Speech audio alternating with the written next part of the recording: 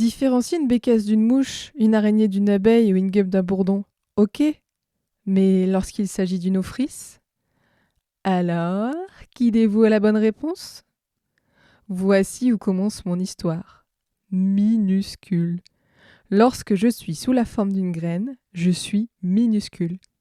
Tellement petite que je ne contiens pas assez de réserve pour germer. Je dois donc m'associer à un champignon qui me fournira les nutriments nécessaires pour grandir. Parfois, cette union est si forte qu'elle peut se poursuivre toute une vie.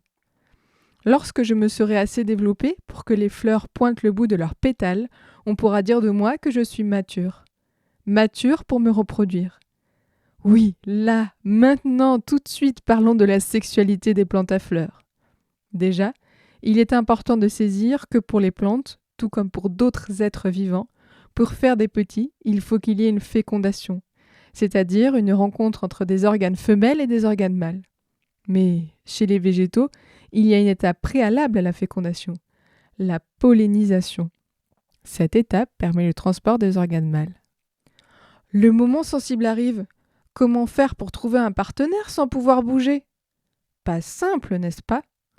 Je passe donc par un intermédiaire, un messager de l'amour. Ce messager n'est autre qu'un insecte pollinisateur sauvage. Et comme il est sauvage, il va donc falloir que je ruse pour pouvoir l'attirer à moi. Pour bien comprendre cette ruse, je vais vous dévoiler mon nom. Je suis l'orchidée Ophrys mouche. Et en ce qui me concerne, voilà la stratégie que je mets en place.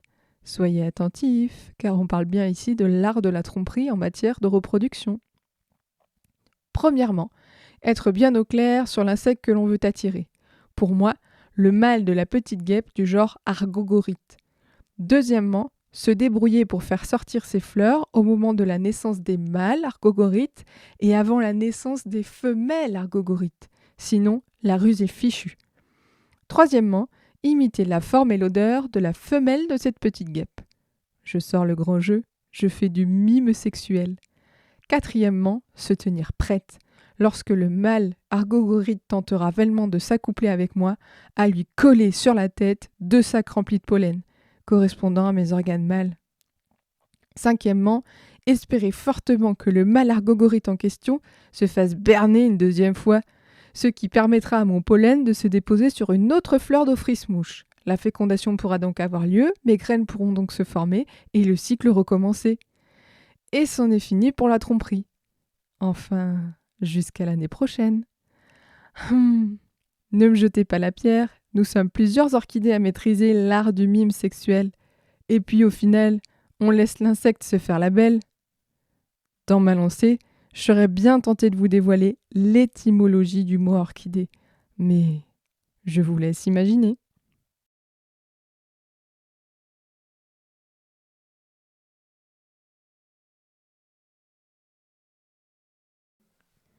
Bonjour, je suis Céline du Conservatoire d'Espaces Naturels d'Auvergne et je suis la responsable du site du Mont de la Denise. Cet ancien volcan est situé en Haute-Loire et domine le bassin du Puy-en-Velay. Ce site Natura 2000 abrite 2 gros enjeux naturels. Le premier est la présence de chauves-souris en période hivernale dans l'une des rares grottes naturelles de la région Auvergne. Le second est la présence de pelouses sèches sur les parties sommitales du Mont de la Denise. Ce sont des prairies rases bien ensoleillées qui abritent une biodiversité toute particulière, notamment les orchidées sauvages. Vous avez pu en découvrir une espèce dans le comté. Ici, elle n'est pas présente, mais les pelouses du Mont de la Denise en abritent bien d'autres. Nous travaillons auprès des élus, des riverains et des agriculteurs pour les préserver.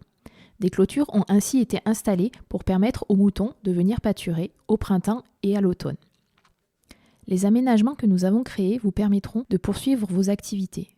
Vous pourrez ainsi continuer à vous balader, à pique-niquer ou encore profiter du magnifique panorama sur le Puy-en-Velay. N'hésitez pas à venir découvrir le site du Mont de la Denise et toutes les richesses qu'il abrite.